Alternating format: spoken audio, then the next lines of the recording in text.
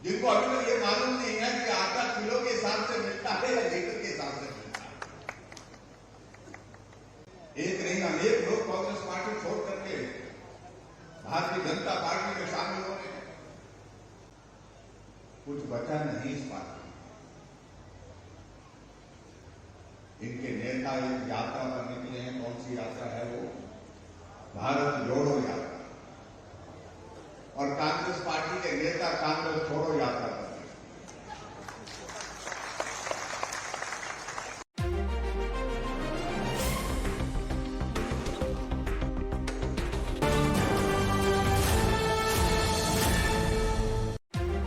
मुख्यमंत्री जयराम ठाकुर ने ऊना जिला की ऊना विधानसभा क्षेत्र के लिए लगभग 200 करोड़ रुपए की विकासात्मक परियोजनाओं के लोकार्पण और शिलान्यास किए।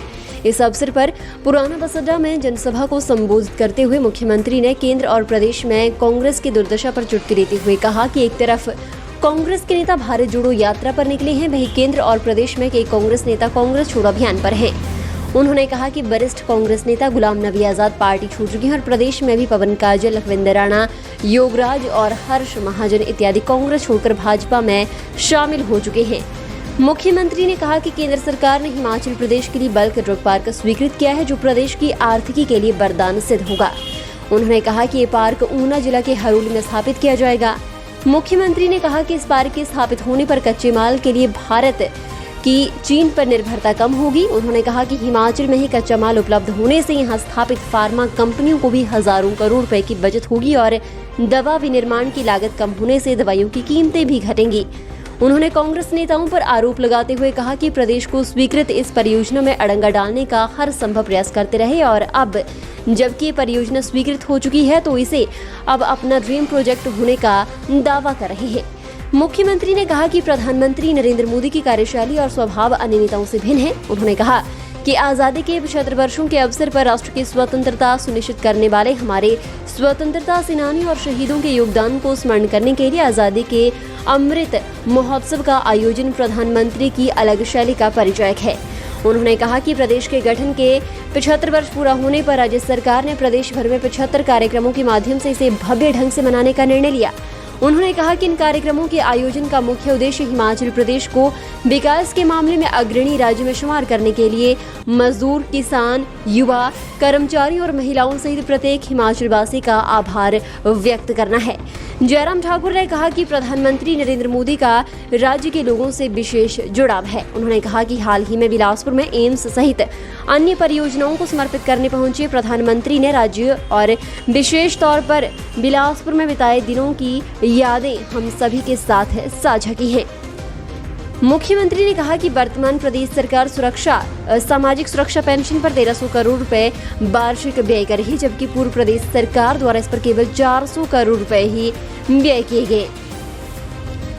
मुख्यमंत्री जयराम ठाकुर ने इसके अलावा कहा कि 144.3 करोड़ रुपए की 20 परियोजनाओं के आज लोकार्पण किए हैं, जिनमें 28.20 करोड़ रुपए की लागत से निर्मित मातृ शिशु स्वास्थ्य देखभाल केंद्र इसमें शामिल है।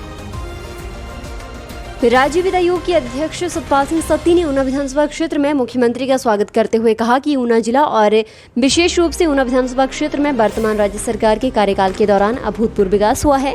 उन्होंने क्षेत्र की विकासात्मक मांगों का भी ब्यौरा दिया। केंद्रीय सूचना एवं प्रसारण व युवा कार्य मंत्री अनुराग सिंह ठाकुर ने कहा कि ऊना में 400 करोड़ रुपए की लागत के पीजीआई सैटेलाइट सेंटर की स्थापना से क्षेत्र के लोगों को विशेष स्वास्थ्य सेवाएं उपलब्ध हो सकेंगी। उन्होंने कहा कि केंद्र सरकार द्वारा प्रदेश को आईआईटी मंडी, आईआईएम सिरमौर और केंद्रीय विश्वविद्यालय कांगड़ा के रूप में कई सौगातें दी गई हैं। उन्होंने कहा कि प्रधानमंत्री नरेंद्र मोदी के राज्य के लोगों के साथ विशेष लगाव को दर्शाता है। उन्होंने कहा कि केंद्र सरकार द्वारा वन रैंक वन पेंशन योजना शुरू की गई, जिससे राज्य के 1 लाख से अधिक भूतपूर्व सैनिकों को लाभ मिला है। उन्होंने कहा कि प्रधानमंत्री द्वारा देश में विश्व का सबसे बड़ा टीकाकरण अभियान आरंभ किया गया। अनुराग ठाकुर ने कहा कि केंद्र सरकार द्वारा आरंभ की गई योजनाएं लोगों को लाभान्वित कर रही हैं। उन्होंने कहा कि केंद्र सरकार द्वारा प्रदेश के लिए बल्क ड्रग पार्क स्वीकृत किया गया है, जो ऊना में स्थापित किया जाएगा। उन्होंने लोगों से राज्य सरकार को तहे दिल से समर्थन देने का भी आग्रह किया, ताकि केंद्र और राज्य के डबल इंजन सरकारों के माध्यम से राज्य का चहुमुखी विकास सुनिश्चित किया जा सके।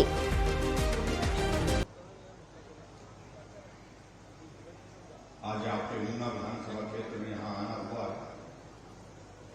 यहाँ आकर के मैं देख रहा हूँ 20 उद्घाटन और 6 शिलान्यास, कुल मिलाकर के 26 उद्घाटन और शिलान्यास की पट्टिका यहाँ पर जो है हमारे सामने यहाँ पर लगी, इसलिए मैं आप सबको बहुत बहुत बधाई देता हूं। और उद्घाटन और शिलान्यास जो किए गए उसमें अगर हम पैसों का जिक्र गए, भाई अनुराग ठाकुर जी कह रहे थे कि एक जमाना था पहले जब 2 करोड़ पर सब लोग ताली बजाते थे, तो आज 200 करोड़ रुपए का उद्घाटन और शिलान्यास आपको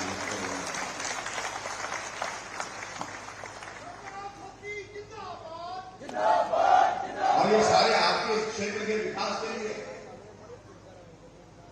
200 करोड़ रुपए के उद्घाटन और शिलान्यास आपके ऊना विधानसभा क्षेत्र के लिए है। और ये ताली आपकी अपने लिए होनी चाहिए, जोर से होनी चाहिए, सभी लोगों की।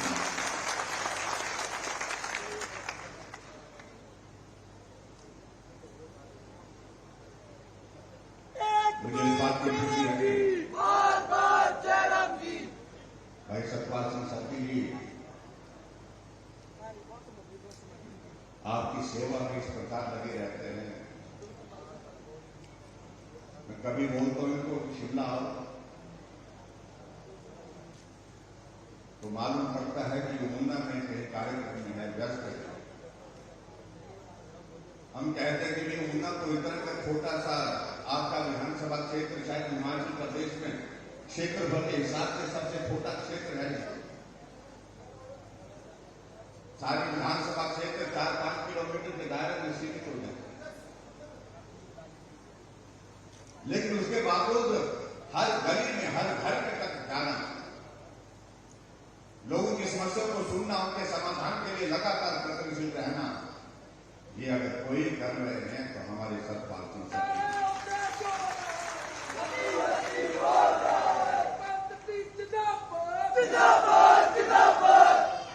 एक एक चीज को लेकर आपका यहां पर जो है एमसीएच के भवन का उद्घाटन 28.5 करोड़ रुपए की लागत से जो भवन बन करके तैयार,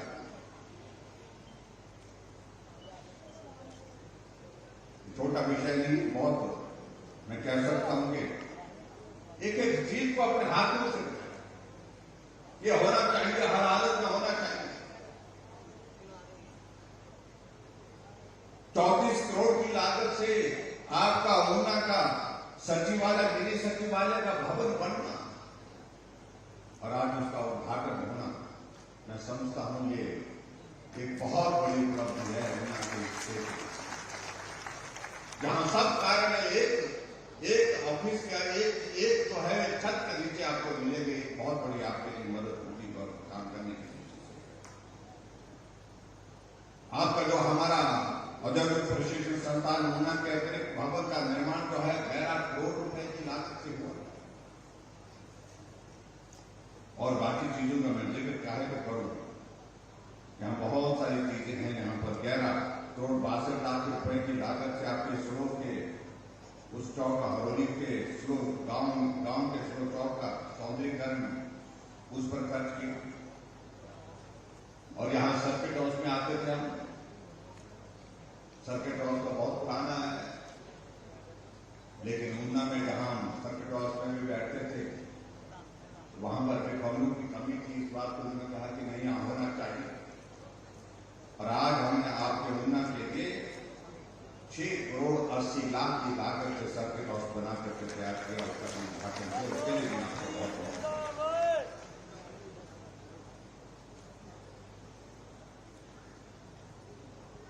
लेकिन सबसे बड़ी बात यह है कि ये सारा अगर हो रहा है, अगर आपके विधानसभा क्षेत्र के अंतर्गत 26 उद्घाटन और शिलान्यास के कार्यक्रम हो रहे,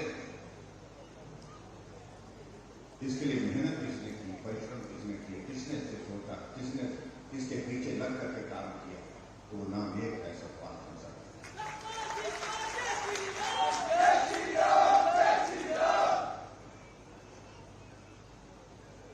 भाइयों बहनों, जहां हिमाचल प्रदेश सरकार कर रही है, हमारी सरकार का कार्यकाल 5 वर्ष का पूरा हो रहा है। हमारे कांग्रेस के मित्र बहुत जोर डाल रहे हैं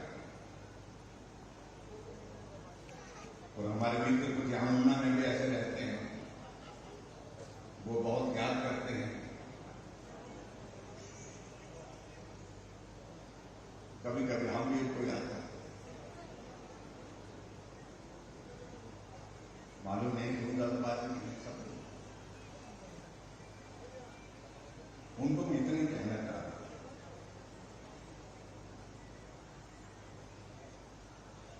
कुछ बचा नहीं इस बात में। इनके नेता एक यात्रा पर निकले हैं। कौन सी यात्रा है वो? भारत जोड़ो यात्रा। और कांग्रेस पार्टी के नेता कांग्रेस छोड़ो यात्रा पर।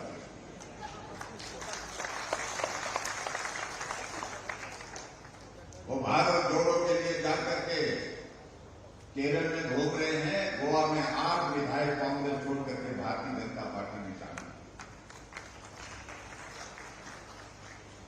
वो केरल में पद यात्रा कर रहे हैं, तो हिमाचल प्रदेश में उनकी कांग्रेस पार्टी के 2 वर्किंग प्रेसिडेंट कांग्रेस पार्टी छोड़ करके भारतीय जनता पार्टी में शामिल हो गए, पवन काजल और हर्ष महाजन।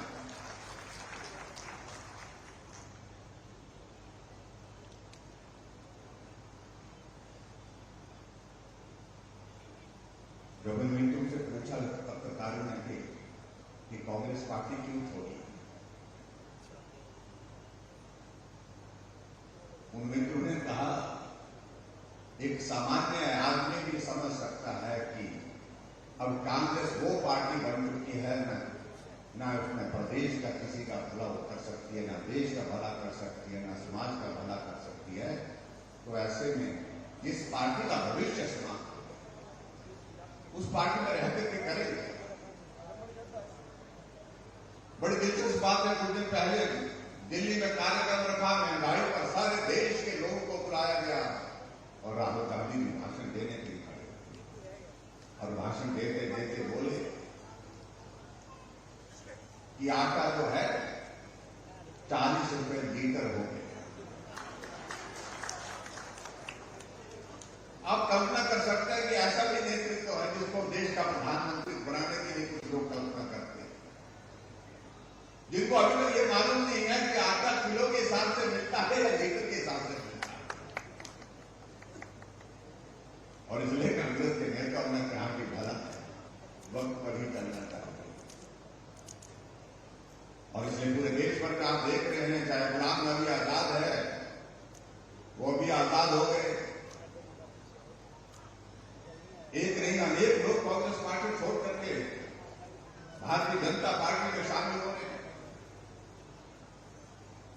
और अभी मैं उसमें ज्यादा कुछ कहना नहीं चाह रहा। अभी सुरेश चंदेल जी भी जो आपके सांसद रहे, वो भी भारतीय जनता पार्टी में शामिल हो गए। लेकिन मैं एक बात को कहना चाहता हूं, आदरणीय प्रधानमंत्री नरेंद्र मोदी जी जब बिलासपुर आए तो उन्हें हिमाचल प्रदेश के विकास के लिए एक एक चीज जो हिमाचल के लिए उन्होंने दी, उन्होंने किया। बहुत सारी चीजों कर दी।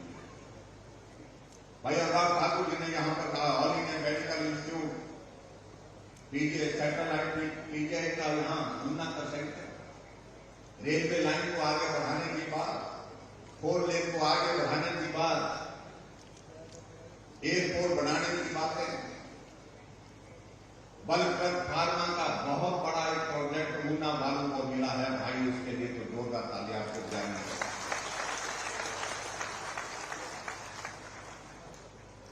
लोग कंफ्यूज हो रहे हैं, पूछ रहे हैं कि ये बल क्या है, ये होता क्या, ये है कैसा पल, क्या पता है क्या है, किससे होता है।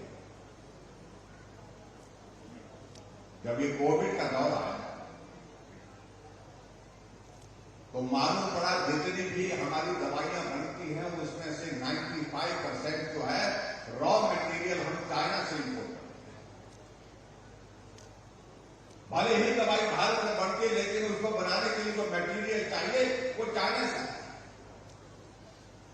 और चाइना में उस तरह के हालात पैदा हो गए कि उस वक्त वो मटेरियल कीमत में कई गुना ज्यादा महंगा हो गया और कुछ जगह मिलना था। ऐसी परिस्थिति में आदरणीय प्रधानमंत्री जी ने इस बात को लेकर के सोचा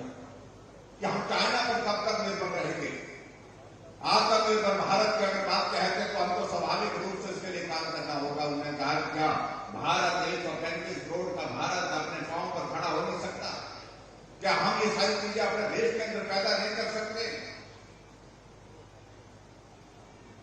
और उन्होंने अधिकारियों के साथ इस सारे विषय को लेकर के चर्चा की, नेतृत्व के साथ चर्चा की और तय किया कि हम भारत के अंदर 3 वर्ग तक पार्क बनाएंगे और जिसमें हमको चाइना पर निर्भर ना रहना पड़े, ऐसी स्थिति हम अपने भारत के अंदर पैदा करेंगे। जो भी मटेरियल दवाई के लिए चाहिए वो भारत के अंदर ही हमको उपलब्ध हो, इस बात को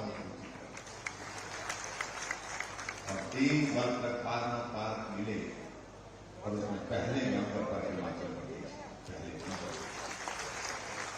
अगर वर्ग तक का पार्क मिला, अगर वो पार्क मिला भी है, कहां मिला है?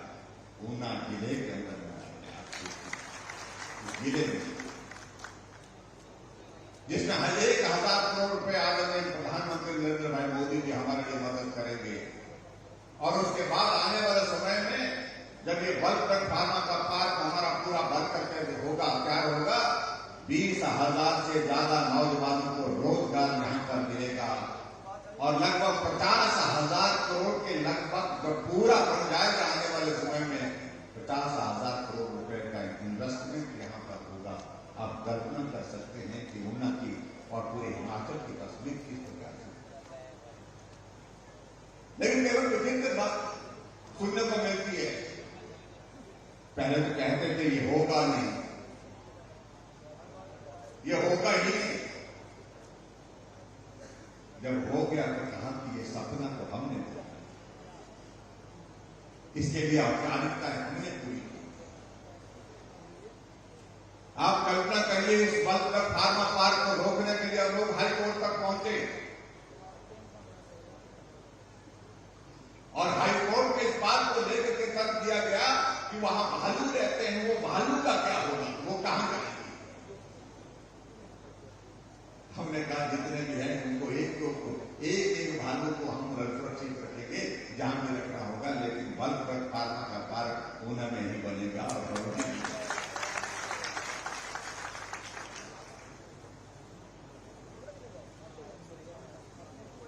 इतनी बड़ी सौगात अगर हमको मिली है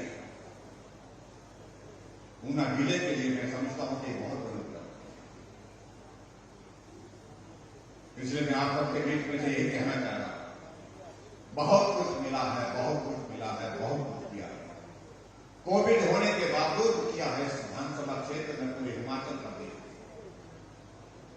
हमेशा हमारे कांग्रेस के लोगों के एक बात को लेकर के कहना होता है कि मुख्यमंत्री उद्घाटन कर रहे हैं, शिलान्यास कर रहे हैं। हम कर रहे हैं। अगर उद्घाटन और शिलान्यास के काम हम सरकार में है, सत्ता में है, हम नहीं करेंगे क्या? तो उनको निमंत्रण देंगे कि तुम आओ, तुम आओ।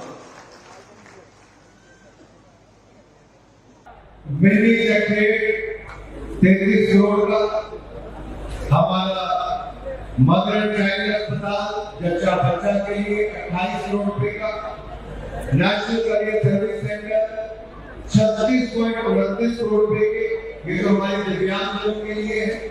और सर्किट हाउस हमारा 6.78 लाख रुपए का ITI ऊना हो, जिसका ब्लॉक C एंड D में 11 करोड़ रुपया, तो फाउंडेशन स्टोन ITI महत्व का 8.55 लाख रुपए का। इस तरह से कैटेगरी की बात हो वो 7 करोड़ रुपए का और क्रिटिकल केयर ब्लॉक 24 करोड़ रुपए का, प्रेस क्लब भवन 51 लाख रुपए का। ये सारे के सारे प्रोजेक्ट जिला ऊना के लिए, ऊना विधानसभा क्षेत्र के लिए सदर के लिए दिए हैं।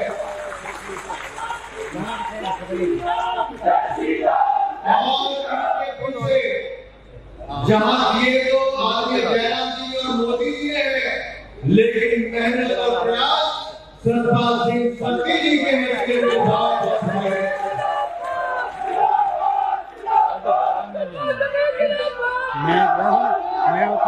मैं नहीं आऊंगा, कर लो सेट। पिछले 5 वर्षों में आपकी सेवा में कोई कमी नहीं हुई। प्रदेश सरकार हो, केंद्र सरकार हो, दोनों से ही प्रोजेक्ट लाने में सरकार ने लगातार मेहनत भी की। और ये जो PGI सैटेलाइट केंद्र है, एक अस्पताल को हिमाचल को मिलने के बाद संभावना बहुत कम हो गई थी कि एक ही संसदीय क्षेत्र में कोई दूसरा बड़ा प्रोजेक्ट भी मिले, लेकिन सरकार उस समय प्रदेश के अध्यक्ष भी थे, वीरेंद्र कंवर जी विधायक थे, मैं सांसद था, हम मोदी जी से भी मिले, नड्डा जी से भी मिले, लगातार बात रखी, प्रयास किए और पीजीआई का सैटेलाइट केंद्र लगभग 400 करोड़ रुपए का बनकर कहीं का नहीं हमारे ऊना में ही बनकर तैयार होकर और इसका लाभ ये होगा हमें चंडीगढ़ नहीं जाना पड़ेगा, हमें टांडा नहीं जाना पड़ेगा, हमें इलाज जहां जच्चा बच्चा का इलाज 28 करोड़ रुपए का मदर एंड चाइल्ड अस्पताल हमारे जिला ऊना के अस्पताल के साथ मिलेगा, तो सुपर स्पेशलिटी वार्ड हमें पीजीआई के साथ अब चंडीगढ़ नहीं ऊना में ही मिलने वाला है। बहुत बड़ी देन है भाइयों और बहनों, आप कल्पना कीजिए, आपसे 8 साल पहले हिमाचल प्रदेश में क्या ये प्रोजेक्ट थे जिनकी आज उल्लेख करने वाला IIT मंडी के लिए, IIM सिरमौर के लिए, सेंट्रल यूनिवर्सिटी देहरा और धर्मशाला के लिए, ट्रिपल IIT हमारे स्लो के लिए, पीजीआई सैटेलाइट केंद्र हमारे ऊना के लिए और एक अस्पताल बिलासपुर के लिए, हाईटेक्नोलॉजी कॉलेज बिलासपुर के लिए, मेडिकल कॉलेज हमीरपुर के लिए, ऊना से जौनपुर की रेलवे लाइन छिंदवाड़ा तक बनाने के लिए और धनुपुरी से बिलासपुर की रेलवे लाइन बनाने के लिए 60 साल में कांग्रेस ने कुछ नहीं किया, नरेंद्र मोदी जी ने 8 साल में सारे काम करने का काम किया।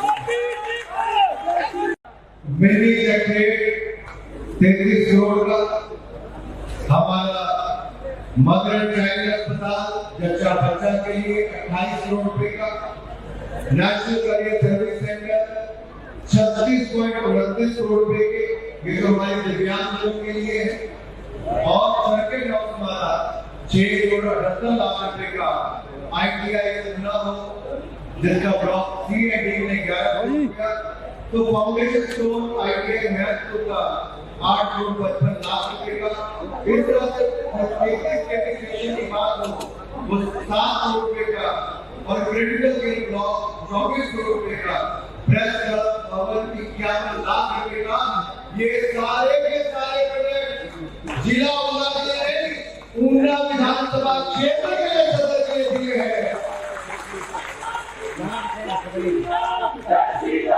और इसके पीछे जहां दिए तो आगे जयराम जी और मोदी जी ने, लेकिन मेहनत और प्रयास सतपाल सिंह सत्ती जी के नेतृत्व में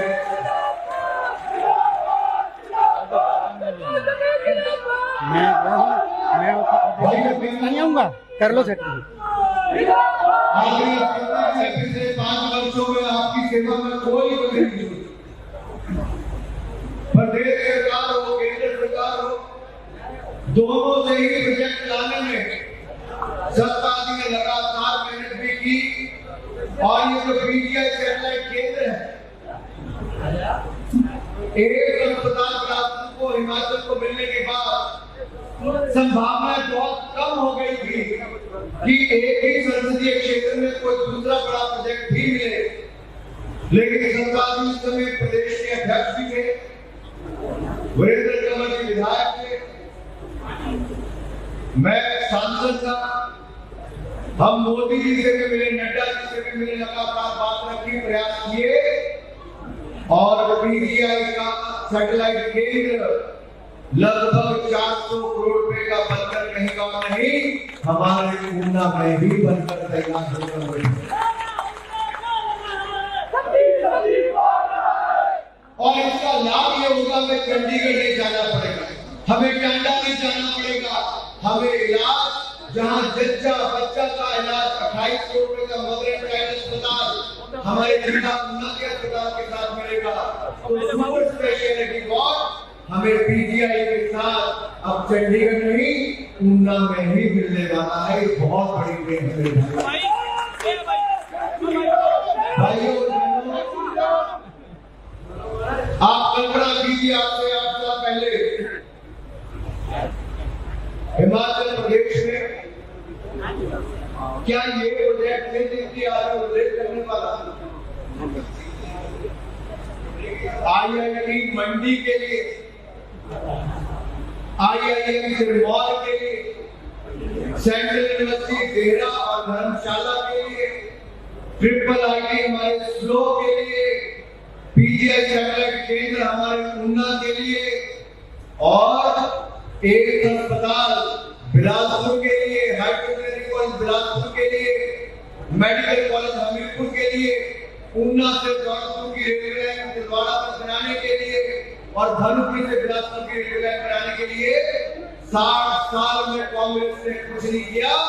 नरेंद्र मोदी जी ने 8 साल में सारे काम करने का काम किया। चुनाव अवसर दे रहा है।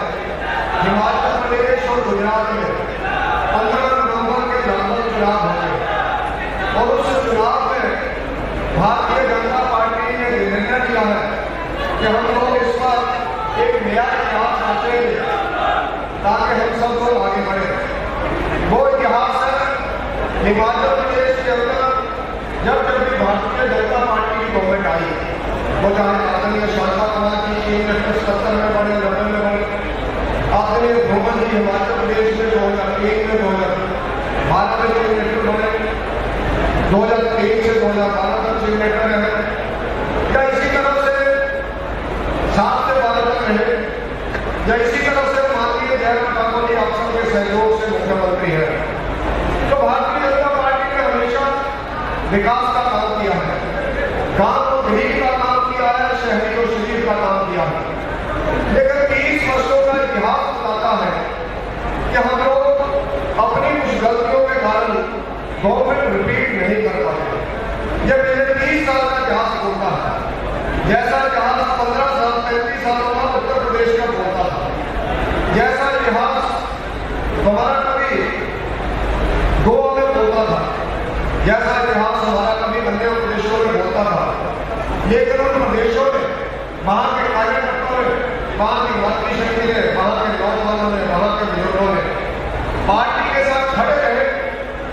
कोई कमी नहीं होगी, क्योंकि उस पार्टी को किनारे किया, लेकिन विचार को आगे किया और उसका परिणाम रहा कि उत्तर प्रदेश के अंदर 35 वर्षों के बाद कोई चीफ मिनिस्टर दूसरी बार चीफ मिनिस्टर बना तो जोगी आदित्यनाथ की दूसरी बार चीफ मिनिस्टर वहां पर बने।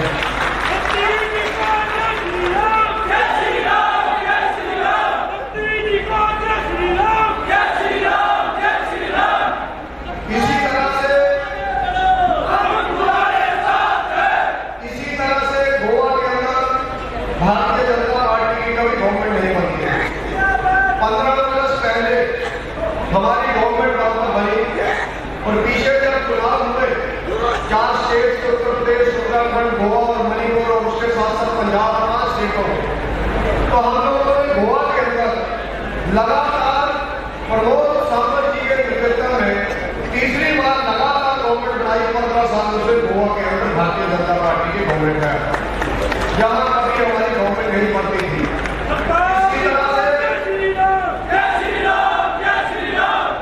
इसी तरह से उत्तराखंड के अंदर जब से उत्तराखंड बना है, कोई भी गवर्नमेंट द्वारा रिपीट नहीं होती है। आप सबके सहयोग से, नरेंद्र मोदी जी के मार्गदर्शन से, वहां के कार्यकर्ताओं की मेहनत से उत्तराखंड के अंदर भारतीय जनता पार्टी ने, जब से उत्तराखंड बना है, तब से लगातार दूसरी बार कोई गवर्नमेंट बनी है तो भारतीय जनता पार्टी की मिस्टर धामी की गवर्नमेंट वहां पर बनी है। इसी के साथ साथ north east states, Manipur, Meghalaya, Mizoram, Tripura, Nagaland के साथ साथ गुवाहाटी, ये तो 7 सिस्टर स्टेट्स है हमारी, जहां माना जाता था भारतीय जनता पार्टी का काम नहीं है, भारतीय जनता पार्टी को सपोर्ट करने वाले लोग नहीं है।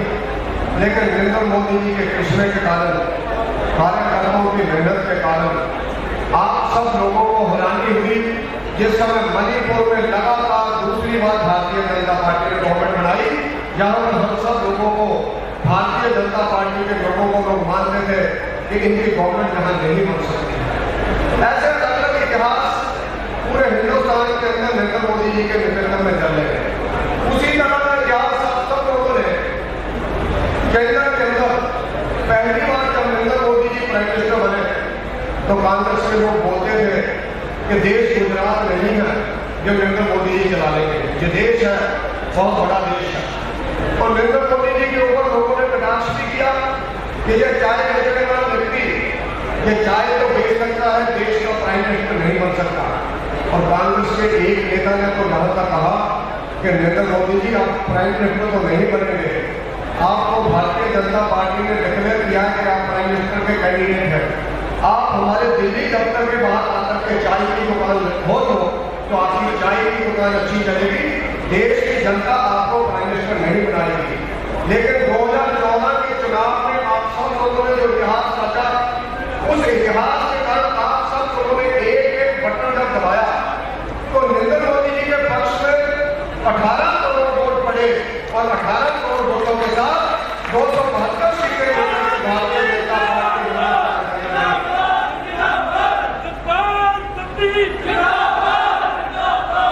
हम आप सब लोग जो कल्पना लेकर के चलते थे कि हमारी कभी गवर्नमेंट आएगी, हम आप सब लोग नारे लगाते थे अटल अडवाणी कमल निशान मांग रहा है हिंदुस्तान। 1998 में जब अटल बिहारी वाजपेयी जी देश के पहली बार प्रधानमंत्री बने तो हमारे बुजुर्गों का, हमारे माताओं का, हमारे नौजवान मित्रों का, इस देश के अंदर बैठे हुए राष्ट्रपति ताकतों का उस समय सपना साकार हुआ जब इस देश के लोकप्रिय नेता श्रीमान अटल बिहारी वाजपेयी जी ने पहली बार लाल किले से खड़ा होकर के देश की जनता को संबोधन किया। तो हम सब लोगों को नारा कामयाब हुआ कि अटल जी हर बार हम लोग नारा लगाते थे अपनी बारी अटल बिहारी, लेकिन हम सब लोग नहीं रखते थे। लेकिन देश की जनता ने उस समय अटल बिहारी वाजपेयी जी को देश का प्रधानमंत्री एक बार बनाया, दूसरी बार बनाया, तीसरी बार बनाया। अब इसी तरह से केंद्र के अंदर लोगों ने नरेंद्र मोदी जी को एक बार प्रधानमंत्री बनाया 272 सीटों के साथ। जब दोबारा चुनाव आया तो आप सब लोगों ने फिर मेहनत की, अनेकों राष्ट्रीय ताकतें हमारे विरोध में इकट्ठी हुई, अनेकों रीजनल पार्टी हमारे विरोध में इकट्ठी हुई, अनेकों राष्ट्र के ऊपर राष्ट्रद्रोही काम करने वाले इकट्ठे हुए। लेकिन देश के कार्यकर्ताओं की मेहनत का परिणाम हुआ कि हम सब लोग जब दोबारा लोकसभा के अंदर गए तो हम सब लोग 303 सीटें लेकर के पहले से 36 सीटें ज्यादा लेकर के होने वाले।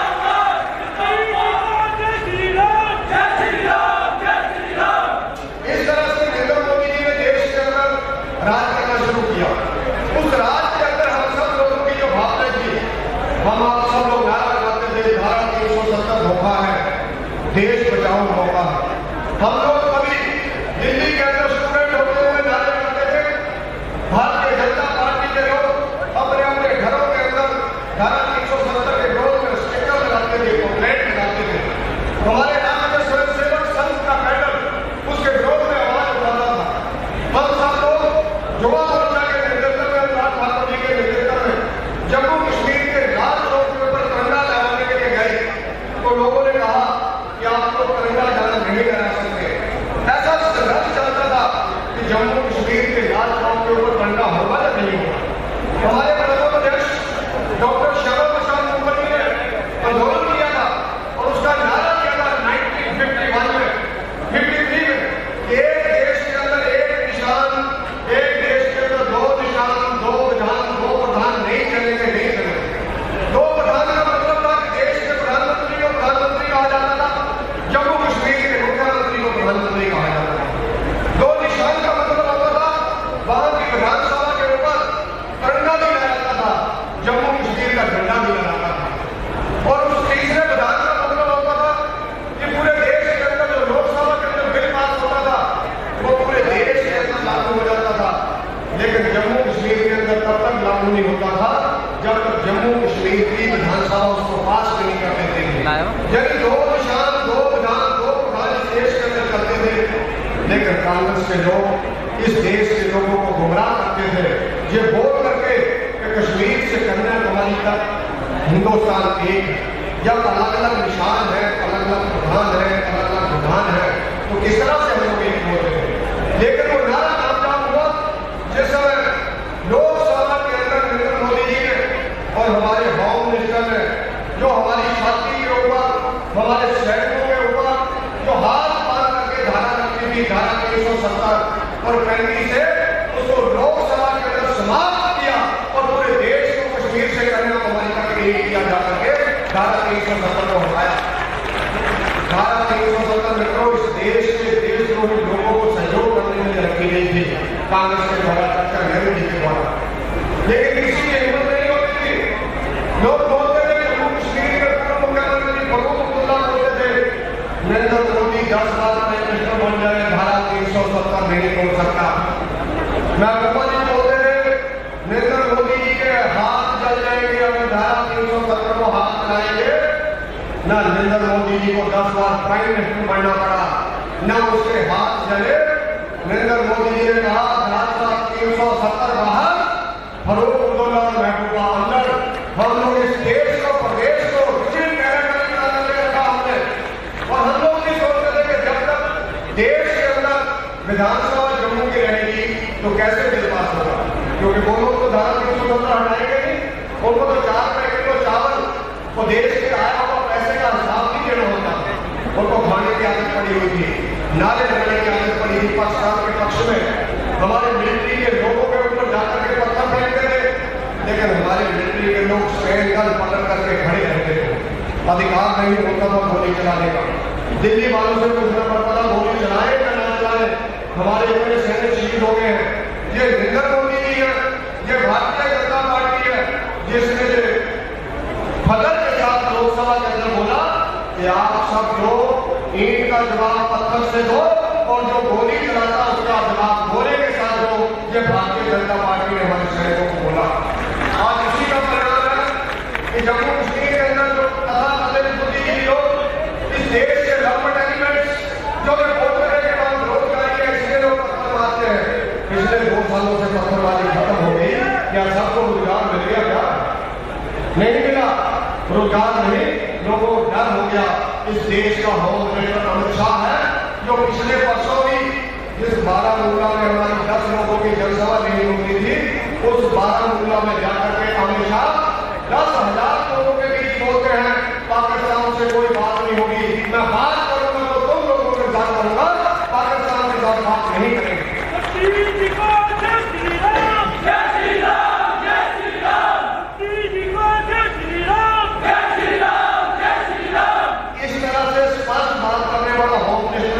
देश के अंदर है उन्होंने ललकार करके बोला कि पाकिस्तान को जम्मू कश्मीर का ठेकेदार नहीं, हम उससे बात करें। अगर पाकिस्तान से बात करनी है उन्होंने कहा तो हम लोग पाक कश्मीर के बारे में बात करेंगे, जो उसने कब्जा किया है उसको लेना है। इसके लिए बात करनी है तो पाकिस्तान हमसे बात कर ले, हम लोग देंगे उसको। ये अपनी स्पष्ट दिशा, स्पष्ट नीति। उसके नाते आज हम सब लोग ये मानते हैं कि देश के अंदर एक राष्ट्रवादी सरकार चल रही है। नरेंद्र मोदी जी के नेतृत्व में हम लोग 1528 से नारे लगाते थे रामलला बनाएंगे, मंदिर नहीं बनाएंगे।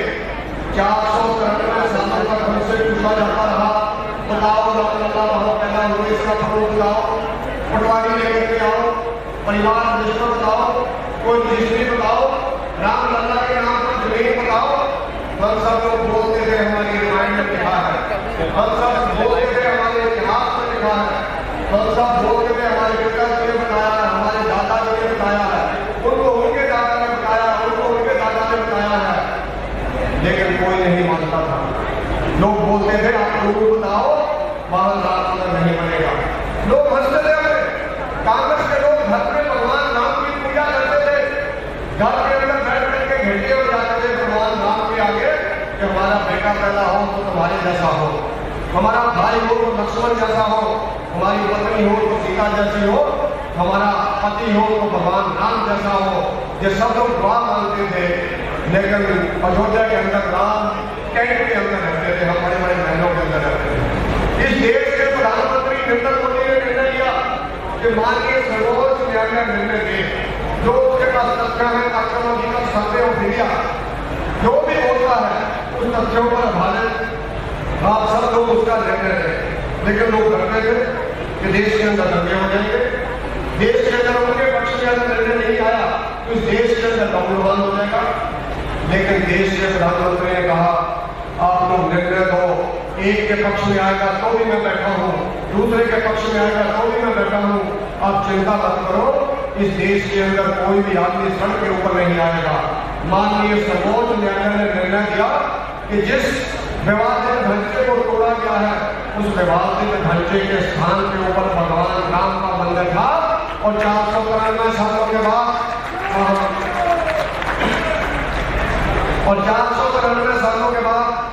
नरेंद्र मोदी जी ने, जो लोग हमको बोलते थे कि कहाँ भगवान राम पैदा हुए, नरेंद्र मोदी जी आपके सामने शरेआम जेल के उजाले में 16 महत्वपूर्ण सरयू नदी की पूजा की, भगवान राम का जाकर के वहां पर नींव पत्थरों से मंदिर का रखा और नरेंद्र मोदी ने बताया जहां पैदा हुए भगवान राम यही बनेगा भगवान राम का मंदिर, जो नरेंद्र मोदी ने करके दिखाया।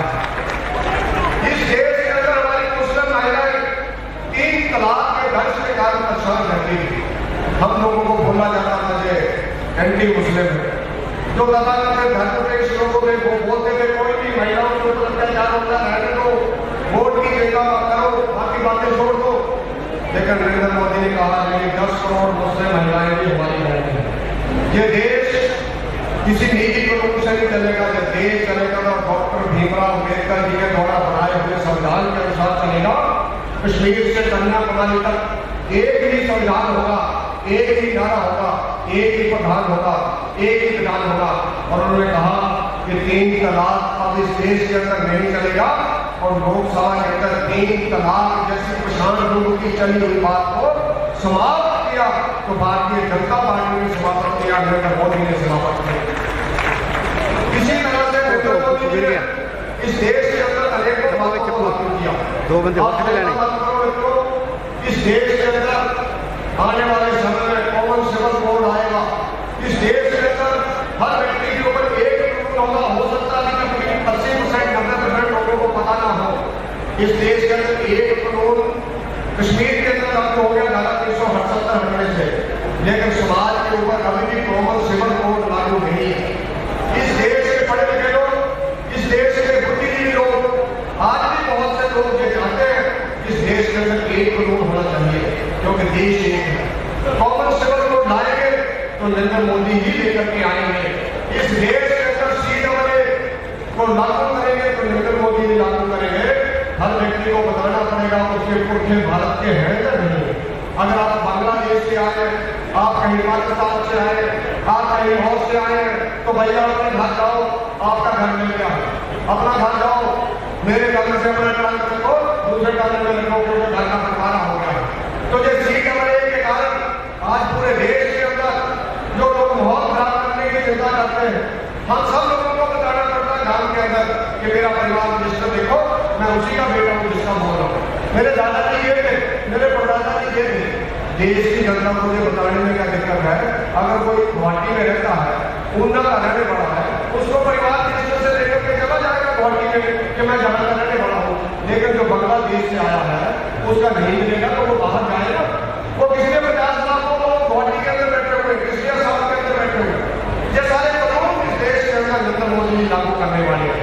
इसलिए हम सब लोग पूरे देश के अंदर जब आने वाले समय में 2022 के चुनाव होंगे, इसी महीने के बाद आप सब लोगों का फर्ज बनता है कि नरेंद्र मोदी जी को सहयोग करने के लिए हिमाचल प्रदेश के अंदर दोबारा से भारतीय जनता पार्टी की गवर्नमेंट बनाए और हिमाचल के इतिहास को बदले। जो 30 सालों से गवर्नमेंट नहीं बनी है तो दोबारा से जयराम ठाकुर जी के नेतृत्व में भारतीय जनता पार्टी की गवर्नमेंट को दोबारा बनाए। कोई भी व्यक्ति अगर कांग्रेस को वोट करता है तो उसका मतलब 1984 के दंगों को सपोर्ट करता है जिस समय इस देश के अंदर लोगों को गले में टायर डाल करके गिराया गया। अगर आज कोई कांग्रेस को वोट देता है तो इसका मतलब है वो धारा 370 के विरोध में वोट दिया है। अगर कोई आज कांग्रेस को सपोर्ट करता है तो उसका मतलब है कि राम मंदिर के विरोध में वोट डाला जा रहा है। अगर कोई आज कांग्रेस को सपोर्ट करता है तो ये माना जाएगा 3 तलाक के कानून के विरोध में वोट डाला जा रहा है। इससे हम सब लोगों को निर्णय करना है, हम धर्म के साथ खड़े हैं या अधर्म के साथ खड़े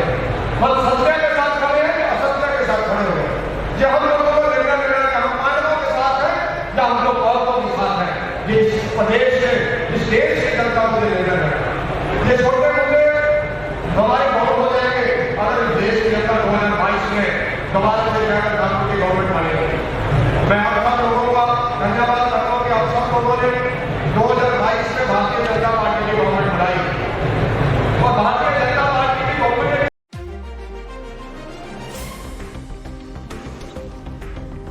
ऊना से न्यूज़ सुपर भारत के लिए राजन चब्बा की रिपोर्ट। और बड़ी खबरों के लिए बने रहें न्यूज़ सुपर भारत के साथ।